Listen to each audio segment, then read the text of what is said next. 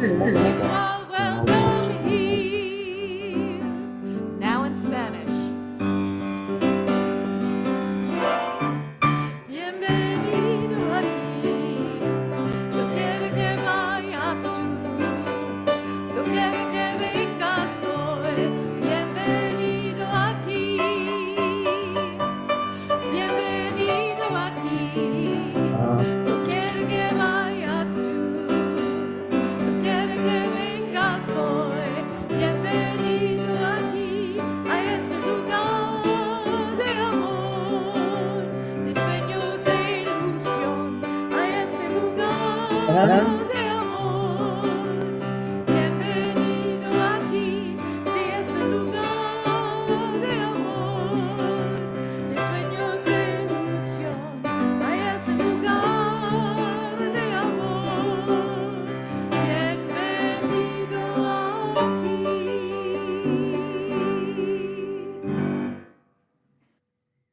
Good morning.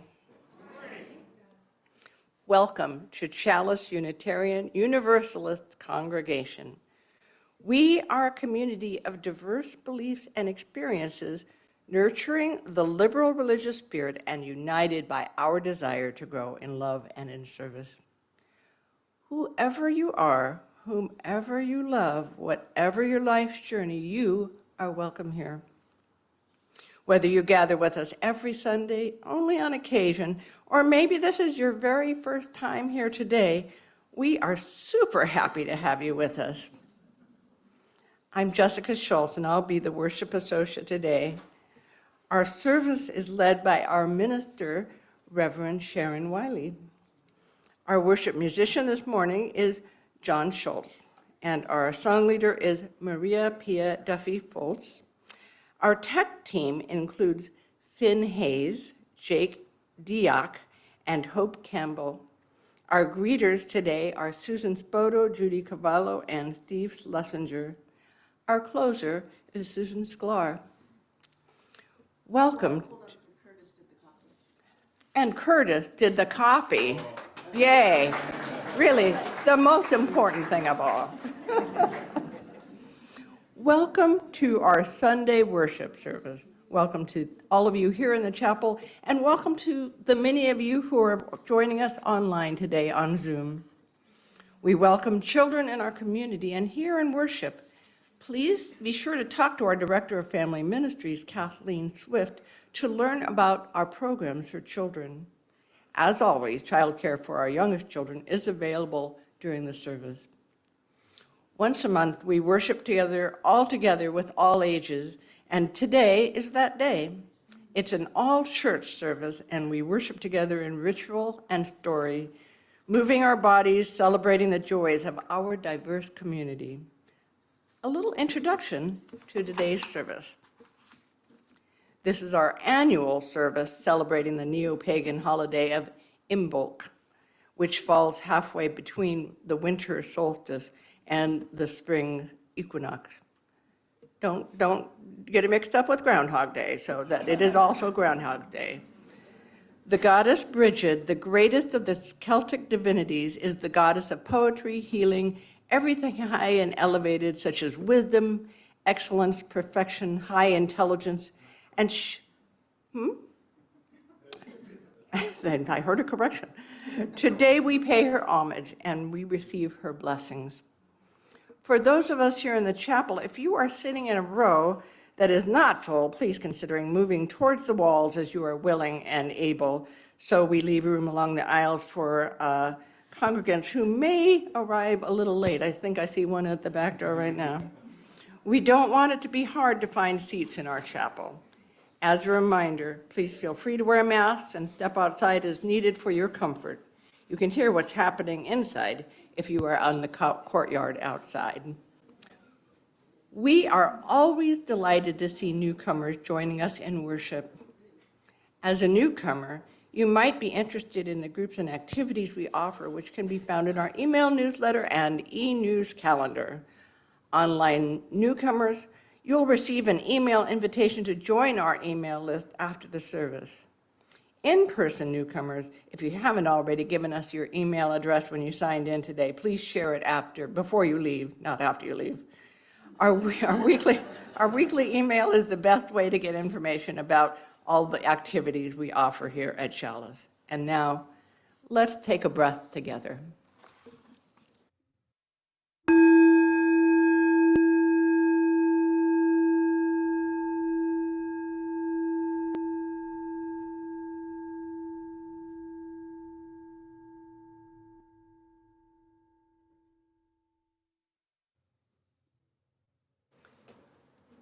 We begin our service by lighting our chalice, the symbol of our Unitarian Universalist faith. The flaming chalice was first used during World War II by the Unitarian Service Committee as a symbol of life-saving refuge for people fleeing persecution in Europe. In honor of our multi-generational community, we invite everyone here with a birthday this month, February, in case you hadn't noticed, to come forward as you are willing and able so that we may sing a happy birthday song to you. We know we've got about a dozen, at least, congregants with birthdays this month, so hopefully a few of you are here. Yay, come on down.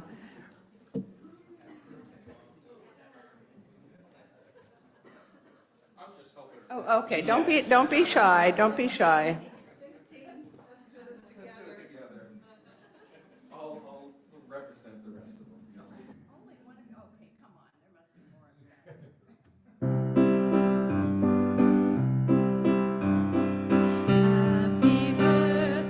Happy birthday, we love you.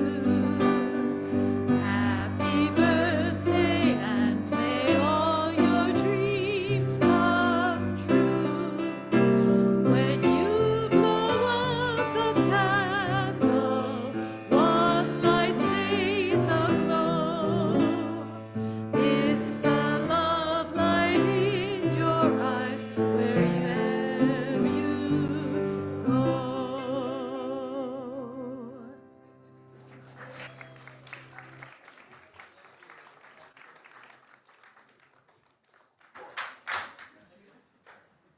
I'd like to invite you to join me in the hand motions of our embodied affirmation. We are Unitarian Universalists, a people of open minds, loving hearts, and helping hands.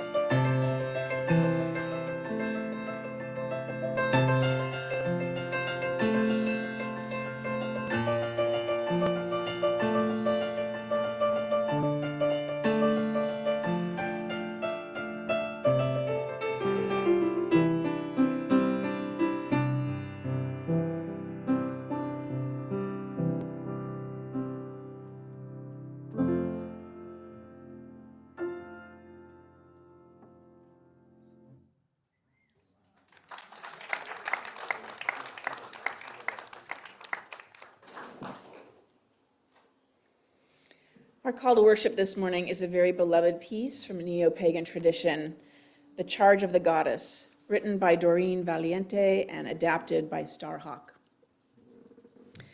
I, who am the beauty of the green earth and the white moon among the stars and the mysteries of the waters, I call upon your soul to arise and come unto me. For I am the soul of nature that gives life to the universe. From me all things proceed, and unto me they must return. Let my worship be in the heart that rejoices, for behold, all acts of love and pleasure are my rituals.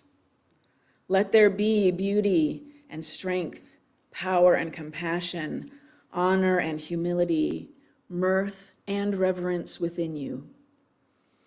And you who seek to know me, know that the seeking and yearning will avail you not, unless you know the mystery. For if that which you seek you find not within yourself, you will never find it without. For behold, I have been with you from the beginning, and I am that which is attained at the end of desire.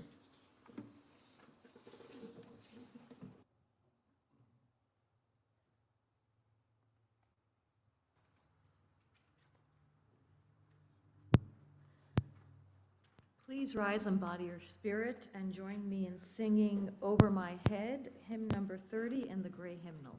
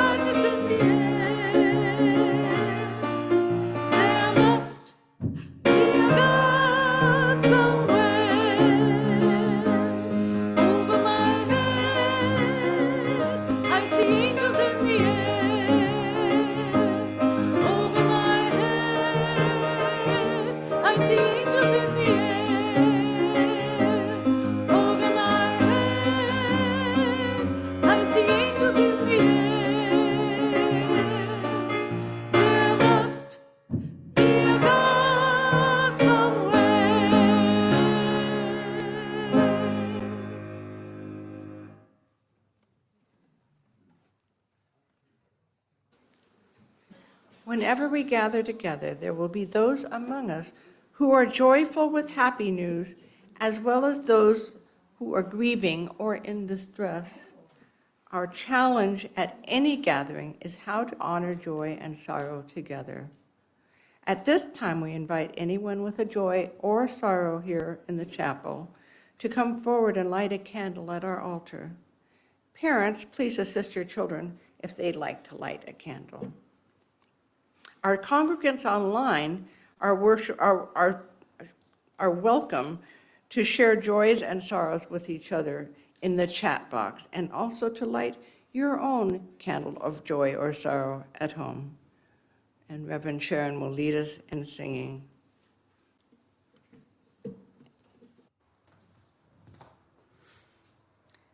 I've got peace like a river, I've got peace like a river, I've got peace like a river in my soul.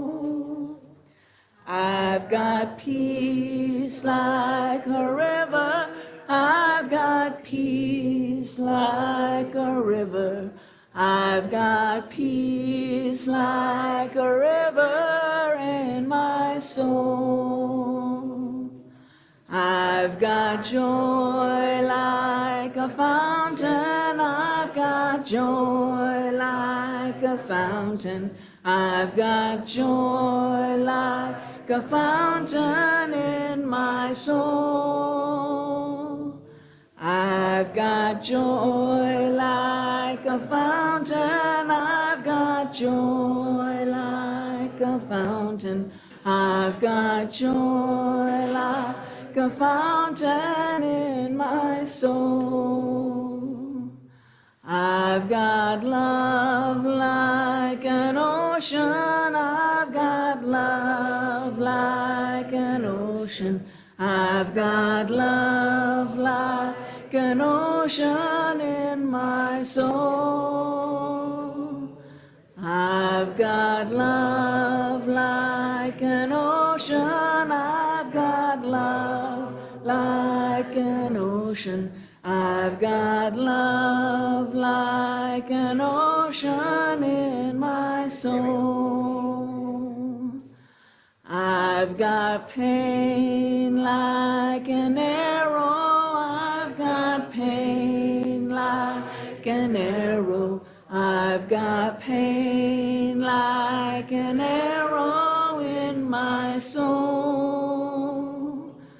I've got pain like an arrow, I've got pain like an arrow, I've got pain like an arrow in my soul. I've got tears like the raindrops, I've got tears like the raindrops, I've got tears like the raindrops in my soul. I've got tears like the raindrops, I've got tears like the raindrops, I've got tears like the raindrops in my soul. I've got strength like a mountain, I've got strength like a mountain, I've got strength like a mountain in my soul. I've got strength like a mountain, I've got strength like a mountain, I've got strength like a mountain in my soul. Let's do pain like an arrow again. I've got pain like an arrow, I've got pain like an arrow, I've got pain like an arrow in my soul. I've got pain like an arrow, I've got pain like an arrow, I've got pain like an arrow in my soul. Peace. I've got peace like a river, I've got peace like a river, I've got peace like a river in my soul. I've got peace like a river, I've got peace like a river, I've got peace like a river in my soul.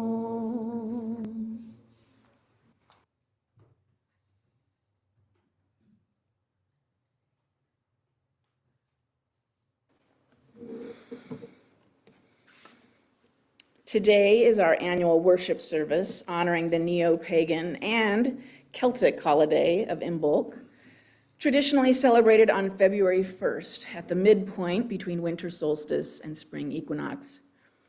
This is a celebration of the earliest signs of spring, particularly in places where winter is more pronounced.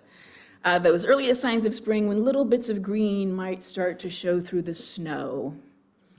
The word Imbolc comes from a Gaelic word for milking, referring to the ewe's milk that indicates the coming birth of the lambs. In a time of long, hard winter, it is important to celebrate even the smallest signs that winter will indeed come to an end. This holiday is strongly associated with the goddess Brigid, also pronounced breed and bride.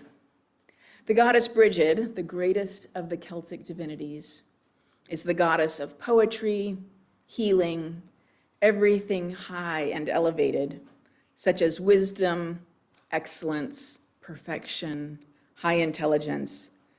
And she is also associated with the warmth of the fireside at home. She is also worshipped in the Catholic Christian tradition as Saint Brigid, whose feast day is February 1st. Saint Brigid is one of Ireland's patron saints. So now let's hear some of the legends about her. The Legends of Brigid, compiled by the Reverend Elizabeth Bucke.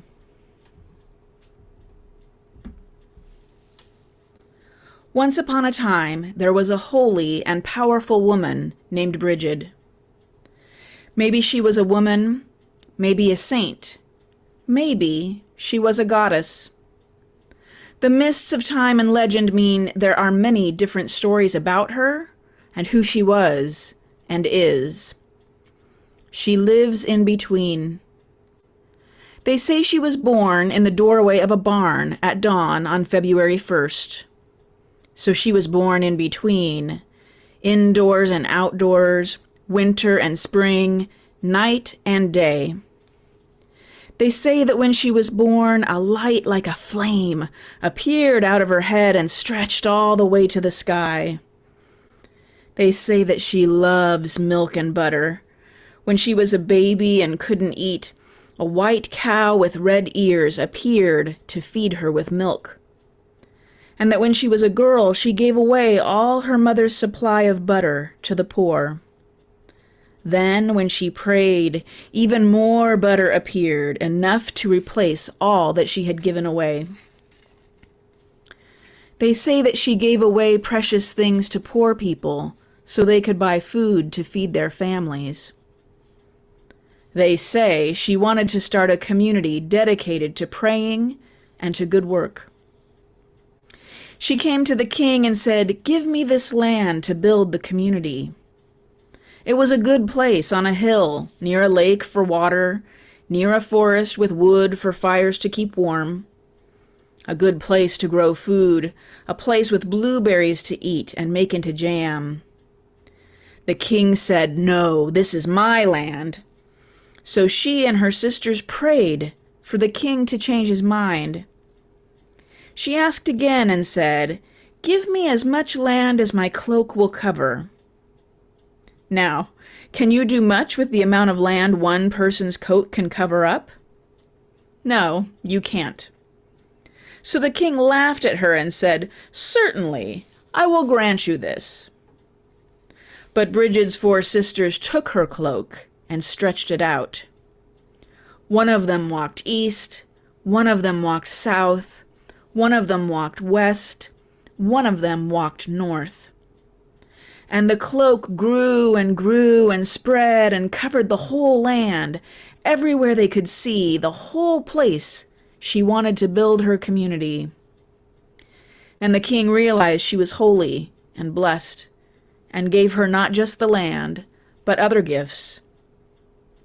And so they say that we gather under Brigid's cloak or mantle of healing and wonder. They say that Brigid's place had a holy flame that had burned from the beginning of time, and that Brigid would bless candles and hearths and forges. That if she didn't have anywhere to hang her cloak, she would hang it on a sunbeam. They say that Brigid's place had a holy well, and washing in the water or drinking it would heal you. They say she brought life. If she leaned on something wooden, the dead wood would begin to sprout. They say that she could turn water into beer, and that cows who ran dry would give lots of milk if she touched them, so that no one was ever hungry. They say that this is Brigid's time of year. Now, halfway in between the winter solstice and the spring equinox, that now is a time to bless the candles and celebrate with milk and butter and blueberry jam, to tend the flame, to drink healing waters, to give food to people who need it, to remember that even though the trees look dry and dead, they will sprout again. To know that even though snow covers the ground like a cloak, the seeds are stirring and are alive, waiting for the spring.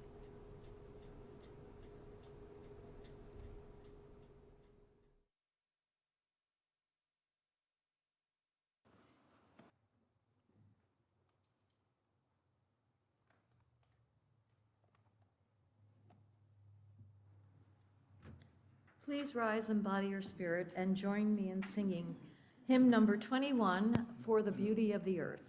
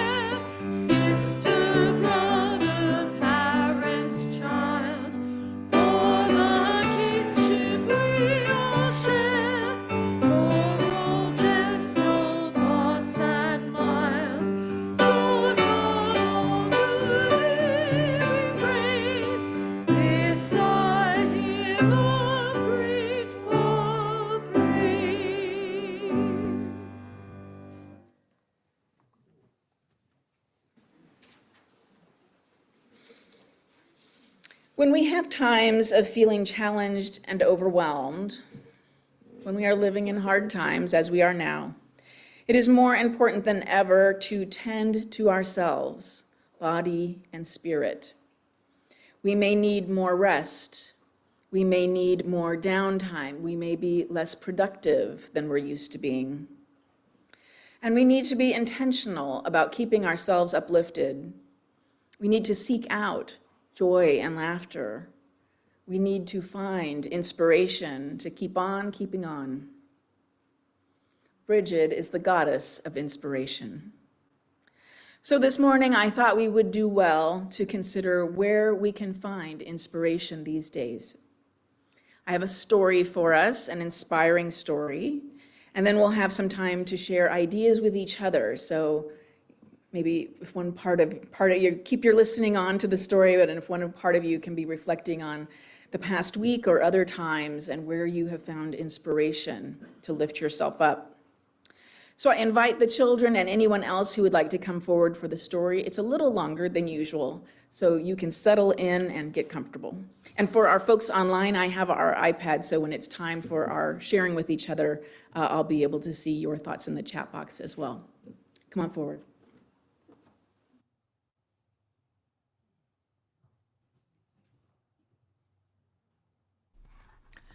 Our story is called Barrio Rising, the protest that built Chicano Park, written by Maria Dolores Aguila and illustrated by Magdalena Mora. This story is based on true events that happened in San Diego in 1970, 55 years ago. You will hear some of the words of the story are in Spanish. I think you'll be able to understand or guess the meaning of them by listening closely. But there's one word you'll hear many times, and I want to make sure you know that vecino means neighbor. Say that with me. Vecino means neighbor. Now the story. Down by the bay, past the tortilleria and near the iglesia, Mommy and I live in a little casita. Jacaranda blossoms snap underfoot as we walk to the tiendita to buy masa and corn husks for tamales. One of the vecinos, our neighbor Salvador, sits on the curb, pencil dancing across his sketchbook. When we get closer, I see he's drawn the Coronado Bridge stretching over the bay from Barrio Logan. A diesel truck comes barreling down the narrow street, sending up clouds of dirt and dust. We cover our eyes as it passes by. Doña Laura putters around her porch, tending to potted plants with a shiny metal watering can. She smiles when Mommy and I wave. Buenos dias, I yell over the roar of cars racing on the freeway, but I don't think she hears me. I brush my fingertips along the Yonke's chain-link fence. When the junkyard dogs come snarling, I start to run, but Mommy stops me and says, "Be brave, Elena, sé valiente." She squeezes my hand when we turn the corner. Mija, look! Across the street, earth movers stand still as statues, surrounded by the massive pillars of the bridge. They're finally building the park, I shout, following Mommy into the tiendita. Do you think it will have swings? A slide? I hope so, Mommy says. We've been asking for a long time. I daydream about the park as I help Mommy look for corn husks. The tiendita is packed with people buying milk, fruit, and pan dulce. I hold the masa while we wait in line, when the shop door crashes open. Everyone stares at our vecino Mario, standing there struggling to catch his breath. They're not building a park. It's a police station, he pants. We've got to stop them. For a moment, I can't think. Mommy's face drops, and my heart sinks into my stomach. But then I remember what she said earlier, and a small flame flickers to life inside of me. Mommy, we have to be valiente. She stares at me. I push my shoulders back and stand tall. Should we go see what's happening, she asks. I nod. The construction site is full of men in hard hats and police with squawking radios. I see Salvador, Doña Laura, and Mario there too. We join hands with our vecinos in a chain around the earth movers. Pequeñitos like me to viejitos like Doña Laura walk in a circle around them. The construction workers laugh at us. This will never be a park, one of them scoffs. Doña Laura breaks away and marches toward the bulldozers. When she lies down in front of them to protest, my knees start to tremble. She looks like a jacaranda blossom beneath the jaws of a giant metal machine. But Doña Laura is valiente, and her bravery fans the small flame inside of me into a fire. This fire catches the hearts of los vecinos around me, inspiring us to stand our ground. We will build this park ourselves if we must. That night, red and blue lights chase each other round and round as a police officer bellows through a megaphone. "We order you to disperse immediately. This is an unlawful assembly." Our gritos echo upward, bouncing off the pillars and pylons, taking on a life of their own. Every day for a week, Mami and I cook enormous ollas full of rice, beans, and tamales to nourish the vecinos building our park. Some work the land with picks and shovels. Others plant nopales, agave, and flowers. The boldest of our neighbors become los líderes, the ones who stand up to the city officials and police when they order us to go home. As the sun sets, I sit next to Mami and listen to the vecinos' stories of everything we've lost. The beach where sunlight sparkled across the dappled metal surface of the bay. Vecindarios fractured into factions. Quiet streets overrun with diesel trucks trailing gray exhaust. My dream of a park starts floating away on the salty bay breeze, chilling me through my jacket, and I rest my head on Mami's shoulder. At dusk, as the fog creeps in and hides us in an inky, dreamy darkness, something changes. People trickle in one by one, then pour out of dusty, beat-up cars and buses. They come from barrios nearby, like National City and Otay Mesa, and from as far away as Los Angeles and Santa Barbara. Everyone is smiling and laughing. It's almost like a party. Mami and I offer them water, blankets, and food. Together, we are a barrio rising. After 12 days of protest, there's a meeting at Lowell Elementary, where I go to school. The buildings are dark and silent, except for the bright lights blazing from the auditorium, where people are filing in. I don't recognize my school. There's a fluttery feeling in my stomach. The city officials who told us to go home stand near the stage. A man in a fancy suit starts to speak. "As you already know, the land under the bridge is not going to be a park. It's going to be a police station." His words are cut short when we raise our voices in protest. The man glares at us and clenches his jaw. My vecino Salvador stands up. "We are going to turn the pylons into things of beauty," he says. "We will never give up." The room erupts. We stamp our feet and shout, "Viva el barrio!" The city officials huddle together. One of them, who Mami says is Councilman Leon Williams, waves his hands around while he pleads to the others. What will it take? Will we ever get a park?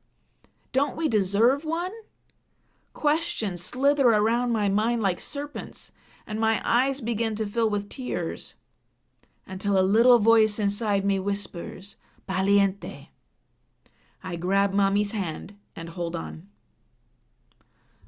Councilman Leon Williams steps forward to speak. "For 12 days, the people of Barrio Logan have taken over the land under the bridge," he says. "I have explained to the other officials that this neighborhood has found their power, and I support their struggle. Because of this, the state and city agree." Mami squeezes my hand tight. "The land will be a park." For just a moment, silence. Then, my feet are dancing to the music of Mami's laughter. My hands are clapping along to the thunderous applause. My heart is touched by Doña Laura's triumphant abrazo. Down by the bay, near the iglesia and under the bridge, we paint the story of how we fought for our park with a rainbow of color. And we paint other stories, some happy, some sad, all ours. Paint dribbles down my arm as I smear it across the gray concrete wall. With every brushstroke, I tell my story too. Once the paint has dried, my barrio and I raise our flag. We build a kiosco, somewhere to gather, play music, and dance. We name this place Chicano Park.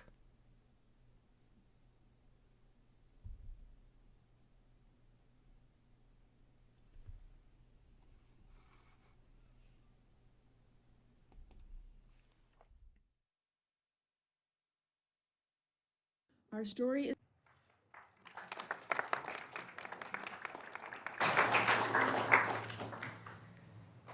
so at a time when Mexicans and Mexican Americans in our community are feeling under attack, I thought this helped me to remember this story of other times and places.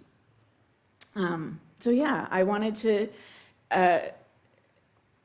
under the barrage of bad news we're getting now and may continue to get for quite a while, we need to hang on to stories that uplift us and events and activities. So I just wanted to invite us into a time of some short sharing about that.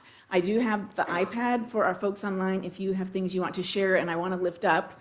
I should have last week. I know you can't hear the folks in the room, so when people have shared something, I'm repeating it or summarizing it so our folks online have the gist of what we're talking about here in the room. So, what's lifting you up these days? It's okay if it takes a minute. Mm-hmm. So on Wednesday, I had to take a different route home from work because there was construction. Mm-hmm. And it took me past a protest over on Washington Street, and there were a ton of people holding signs, and I didn't know what it was at first, but one of them was fight ignorance, not immigrants. Mm-hmm. And there was a ton of response from the cars going past too, like a lot of people honking, just a lot of activity. So that was Yeah. really uplifting. Yeah, Sarah shares driving home on Wednesday and coming by a protest and seeing signs that say things like, what was the first word? Fight ignorance, not immigrants. And so lots of people being in the protest and cars honking their support. And I also saw protests through pictures shared online on Friday in Escondido, and I think also down in National City. And it was very heartening to see communities of people coming together to stand up for themselves. Absolutely. Mm-hmm. The park has many beautiful murals. Are you talking about Chicano Park? Or, Chiquita Park. yeah. I Most, used to take art classes at the Bread and Salt Building. yeah. So Yeah, Maureen is lifting up the beauty of the murals at Chicano Park. Yeah, go ahead. Oh. Did you want to say more? Sorry. Did you want to say something more? Okay, go ahead. I was watching a webinar the other day, and it was a grassroots organization, mostly back east, I want to say, or red states, and they're very organized. This one was called Red, Wine, and Blue, if anybody's heard of that one, and Trouble Nation is another one. And so there's organizations from the ground up, all around, that we don't hear about every day. And I don't know if there's anything in Southern California. Yes, Is there? there is, in Escondido, just started. Okay, good. So that's helpful. Okay. And they're informing people, just organizing to do things, to write, to be active. Yeah. So Nancy is naming the feeling encouraged to attend a webinar led by an activist, presumably nonprofit group. And one of the beauties of the time that we're in is, these things happen now on Zoom. And so we will hopefully, find, organizations and coalition building locally, and we are able to attend, things happening in other states and other parts of the country and join in with those folks. And, we'll have opportunities in our Unitarian Universalist organizations to do that kind of lifting ourselves up and coalition building as well. This is a reminder, you'll get another one, that our social justice meeting is after the service today. I can hear the readiness we have to talk about, what's going on and what can we connect with. Yeah, so I'll name that like connecting with other people is going to uplift us and keep us going, and not just online. I mean, being able to really get to know people and work together on supporting our communities.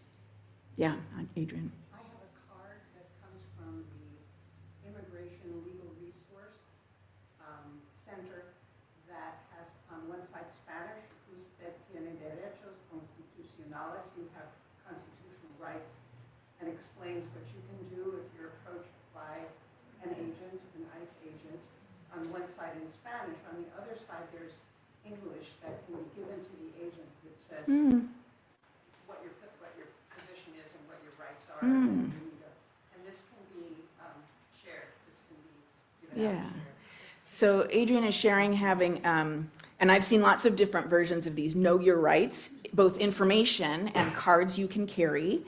And she has one that is in Spanish on one side, and in the other side is written so you could present it to an officer or an agent so that they understand your position and what you're doing. I shared something on my Facebook page, and our congregant Kathy, who many of you know, who has worked for the federal government, looked over it and said it was good information and added some to it. So we have lots of information that can be shared. And honestly, for the first time, I'm interested not just in what immigrant rights are, but what are my rights. And, I've seen ICE agents in my community, and you can hear in that my assumption that I wouldn't, right? But that sort of the collective feeling of like, what is this going to look like? So yes, lots of good information sharing. The ACLU has webinars coming up, and they're not all like in the next week. I feel like in the overload of information and opportunities, it feels like a lot. But so like I've signed up for one that's at the end of February that's about knowing your rights if you're in an altercation with the police. And there's one farther out in April about now, I can't remember what that was about, but they're spaced out a little bit to give us a little bit of breathing room. Go ahead, Penny. After you mentioned Alliance San Diego a couple weeks ago, I had signed up for it, and I've been really impressed with how organized they are, and also they're offering daily workshops and daily trainings on what we can do as a community to help and support human rights. Yeah, so Penny's lifting up Alliance San Diego, which I had named a few weeks ago as one of our local organizations that supporting immigrants, and that they have workshops, and I agree, they seem, organized, and, I'm not getting 4 or 5 emails a day from them. They feel focused and clear on what they're about. Yeah, go ahead, Andrea. A Mississippi lawmaker introduced a bill, Conception Begins with Erection Act. He's following through. He understands that it might not pass, but he's following through with Mississippi. Yeah, so we're talking about an activist lawmaker. Does it say what state he's from? Mississippi. So he's introduced is a bill or a piece of legislation that, now say it again. Life begins at a... Contraception begins with erection. And he understands it's meant to be provocative, and it's meant to push back at some of the other things we're seeing. So yes, lawmakers who are courageous in terms of introducing sort of equally, maybe ludicrous seeming legislation to make a point about some of what we're seeing, and asking like, well, if women can be punished for this, why don't we punish men for this? So yeah. Go ahead. I have a housekeeper who's an American citizen and family in Mexico, but her family here, and she has a number of people. They have had long conversations about what to do, and she said she's going to Tijuana for the weekend. I said, Lilia, you're not going to talk to anybody, right? She goes, Yeah, encouraging people we know from Mexico to know their rights. And, one of them is that you don't have to respond to the questions of ICE. If they don't have a warrant or a reasonable suspicion of something about you, you can say, like, I'm, not going to answer your questions. And we're seeing, there's a news story going around about someone at their home who ICE was coming to, was looking for her uncle, and she had had a training about her rights. And so you can see the video, they videotaped it. I just saw it this morning of her responding to them through the door, and they threatened to come in there and get her whole family, is what they say. And most of her family are citizens. And I think probably that's part of the courage. Those of us who are citizens have to have some courage. This isn't a time for us to, stand by, which is why we're starting to have our social justice meeting.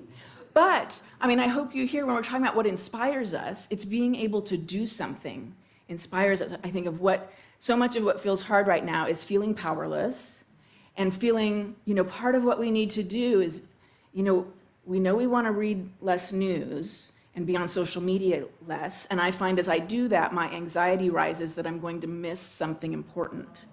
So that, we don't want our escapism to become disengaged and not knowing what's going on. Go ahead, Ed. During the election, we were encouraged to do one small thing a day. I'm trying to carry that forward. Today, there is a protest against ICE raids in Escondido at Lincoln and Broadway, the Toyota dealership, at noon. So I will be there. Yeah.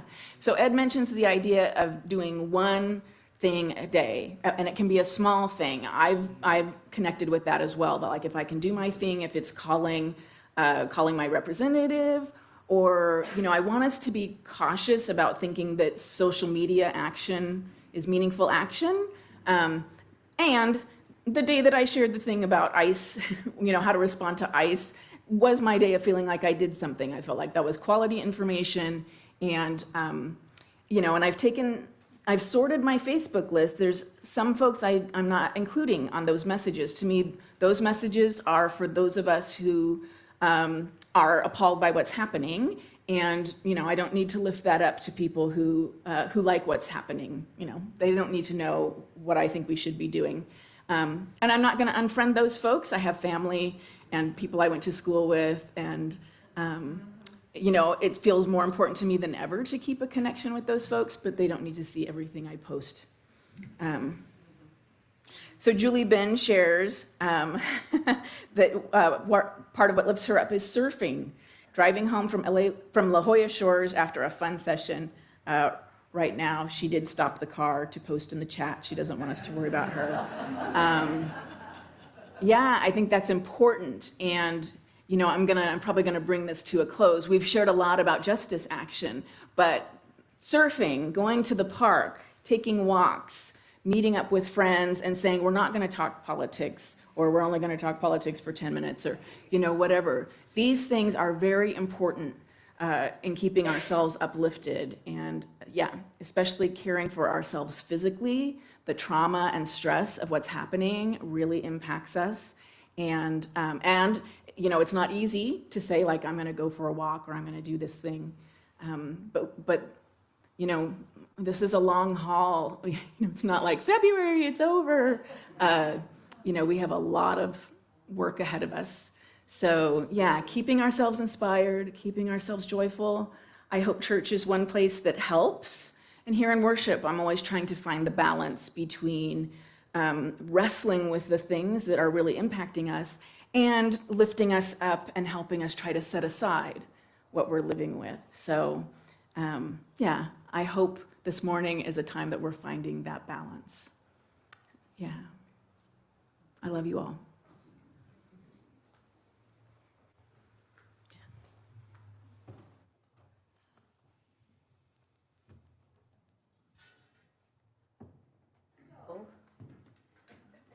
Dean and David are going to join me in another version of For the Beauty of the Earth, a chant.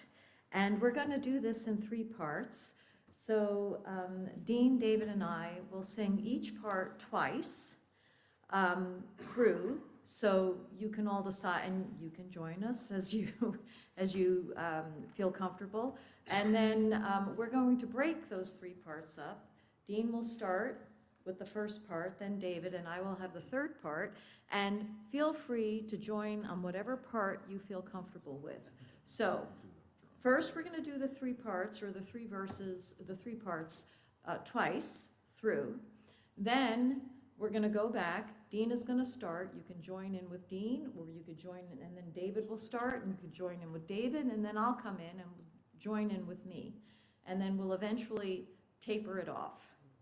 So you got all that? Okay. So please rise, embody your spirit, and join us in singing this chant. For the beauty of the earth, for the beauty of the skies, for the love which from our birth over and around us lies. For the beauty of the earth, for the beauty of the skies, for the love which from our birth over and around us lies. Grateful we praise, grateful we praise, grateful we praise, grateful we praise, grateful we praise, grateful we praise, grateful we praise, grateful we praise, Lord we praise, our name of praise, Lord we praise, our name of praise, Lord we praise, our name of praise, Lord we praise, our name of praise. Okay, you're gonna start. Ready? Okay, now Dean's starting.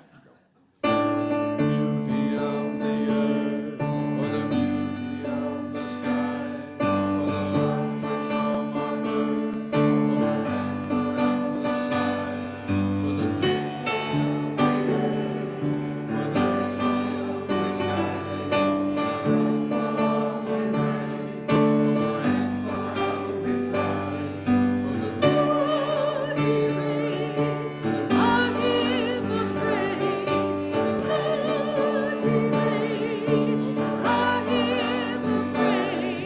Lord we praise, our hymn of praise, Lord we praise, our hymn of praise.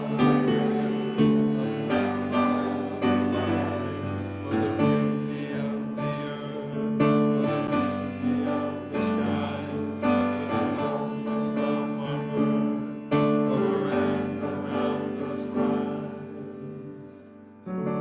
Yay, we did it. You sounded beautiful. The Sunday offering is an expression of the generosity that makes our congregational life possible. According to Fred Rogers, all of us at some time or other need help. Whether we're giving or receiving help, each one of us has something valuable to bring to this world. That's one of the things that connects us as neighbors, vecinos, I remembered. In our own way, each of us is a giver and a receiver. We encourage you to text your donation to Chalice. If you haven't texted a donation before, once you text the amount, you'll get a reply with a link to enter your card information. If your Sunday donation is meant to be a part of your pledge payment, please be sure that you indicate the word pledge after you've entered the dollar amount. The phone number for text donations will be on the screen in a moment. If you prefer to make an in-person donation of cash or check, there are envelopes and a donation box next to the chapel double doors, and you can leave those after the service. Please give generously.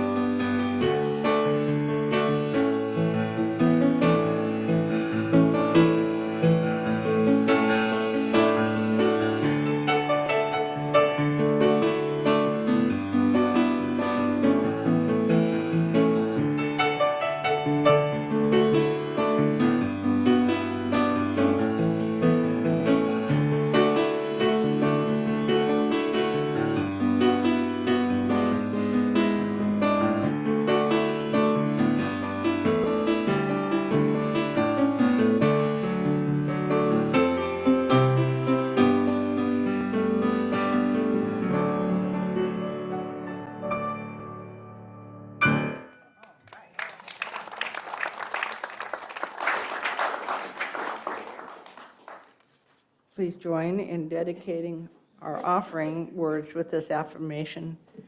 We give to the work of Chalice Congregation. Our work weaves the fabric of love called community. To this end, we dedicate ourselves and this our offering. Well, hello. So we are going to sing a song to Brigid now. So we're going to try to get the spring back. And I noticed during the story when Sharon asked for the children to come up, there was nobody who came up because I'm going to guess there's nobody in here under 25.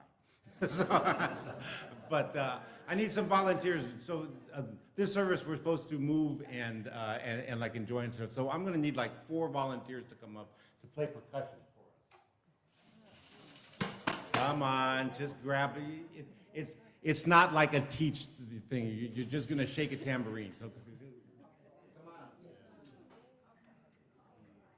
There you go. There you go. There you go. Fred, yeah. Fred, I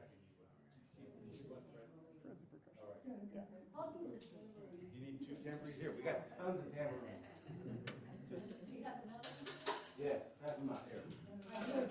There you go. All right. Here, you do the stick. Oh, there you go. There you go, right there. Now you do the drum. Yes. All right. I'm sorry, too many tambourines. No, I'm sorry. Okay.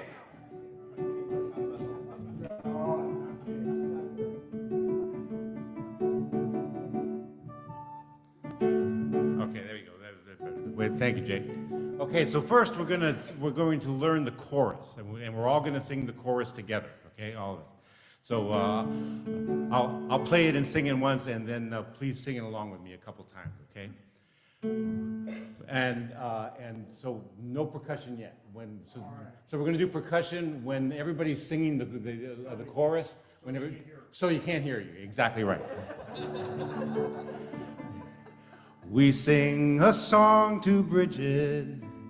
Brigid brings the spring, awakens all the fields and the flowers, and calls the birds to sing. Ready? We sing a song to Brigid. Brigid brings the spring, awakens all the fields and the flowers, and calls the world to sing. Now, okay, now we're going to add the percussion. Ready? And now we sing a song to Brigid. Brigid brings the spring, awakens all the fields and the flowers, and calls the birds to sing. All right.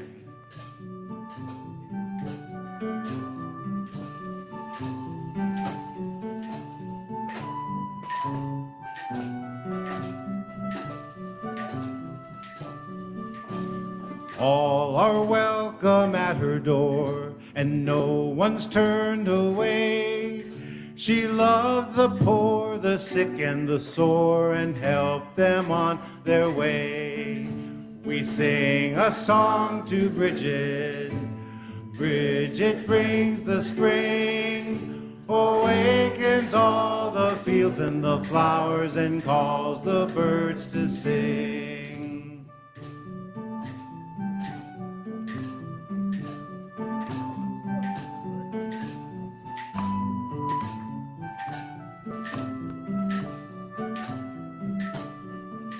She laid her cloak out on the ground and watched it grow and grow. In wells and streams and fields of green, St. Brigid's blessings flow.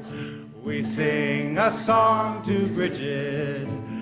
Brigid brings the spring, awakens all the fields and the flowers, and calls the birds to sing. We sing a song to Brigid.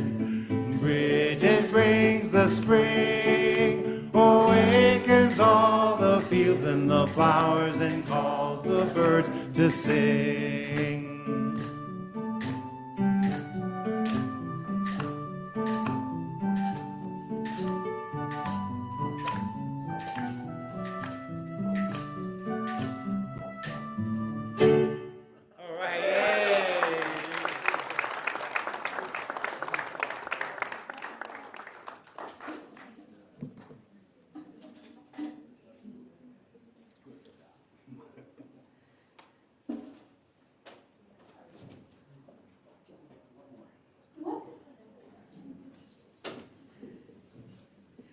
That was very pagan, you guys. I loved it. Please join me in praying. Beloved Goddess, we thank you for your many gifts and blessings. I ask that you watch over this congregation in the coming year. Bless us and keep us, that we in turn may bless the world with your love. So mote it be.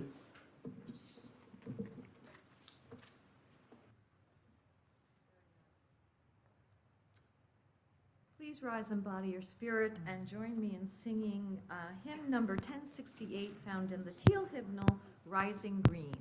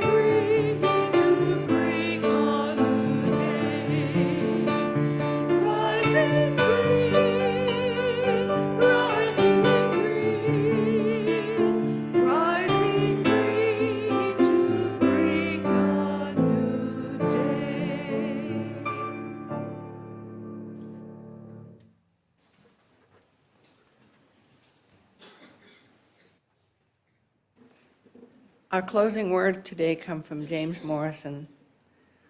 Within each of our hearts there is a most glorious light. Go forth and let its spark help you understand what troubles both you and others. Go forth and let its light of reason be our guide. Let its light of reason be a guide in your decisions.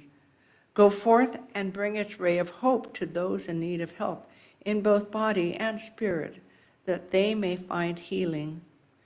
Go forth and fan the flames of passion to help heal our world. Go forth and spread the warm glow of love, pushing back the darkness of the world. Go forth and share your glorious light with the world. Love and blessings to each of you. Blessed be. You're invited to close our time together by singing the well. After this closing hymn, please return to your seats for a couple of quick announcements.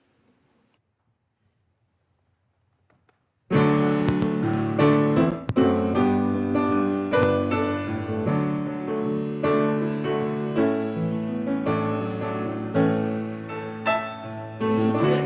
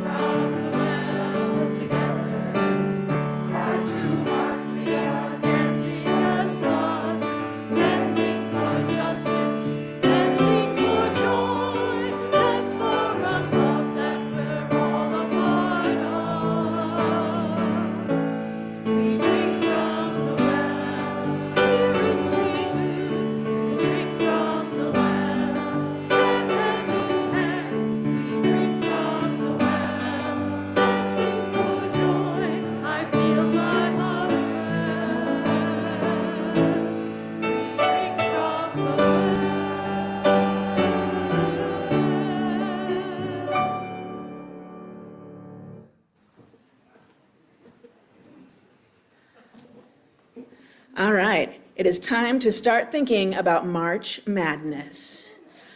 Here at Chalice, we've used March last year to vote on our favorite animal of all categories. This year, we're going to vote on our favorite Pacific Ocean dweller. So otter was the winner last year, so otter is not eligible this year. And what we're looking for is a companion for otter. It doesn't have to be an animal. It could be sea plant, kelp. But so you might need to do a little research to make your nomination. So I'm accepting nominations now. You can email them to me or put a note in my mailbox here. And I think we're going to start start voting on February 23rd, and we'll conclude on March 23rd. Our next multi-gen service, we will announce the winner. So be thinking, who's your favorite Pacific Ocean dweller?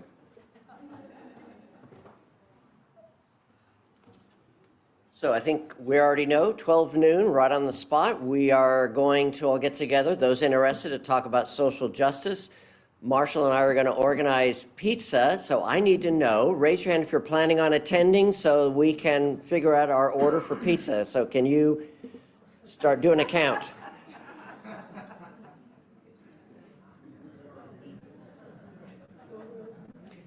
And as I said, we'll start promptly at 12 and we will be wrapping up at 1 o'clock. So those of you that have other duties, we will finish at 1.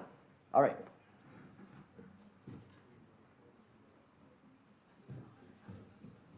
First, a quick acknowledgement. Thank Finn Hayes for running the online service and the slides and things like that. So you did a great job. I'm here to announce, I mentioned this last week, but so we're starting a new series on the second Saturday of every month in conjunction with Indie Soul, thank you. Which is basically it's called Soul Intentions Self-Love Series. And I think it's a good chance to do some meditation with all the stress in our lives. So what to expect, it's a second Saturday of every month from 3 to 4. And there'll be like a guided intention setting and visualization, meditation, sharing circles, and you bring a yoga mat so that, and childcare will be provided. So it's something that we're also opening up to the public in general, but it'll be a great opportunity for anybody here who wants to do a little meditation and kind of chill out from the news. So in the announcement slides, there's a QR code where you don't have to RSVP, but if you're going to use childcare, it would be great if you could RSVP so we know how many people to have for childcare. All right, thanks very much. Okay, our social hour will begin in a few minutes online at the same Zoom link and also in person in our courtyard. Many thanks to the folks who have provided us, we already know Curtis, with coffee, and I think there'll be snacks out there too. Those of you who are in person might want to bring your snacks in and coffee into the green room and have a visit with the online congregants. Reverend Sharon and I look forward to greeting you at the chapel doors to hear if and how the service was meaningful to you. Enjoy this beautiful day.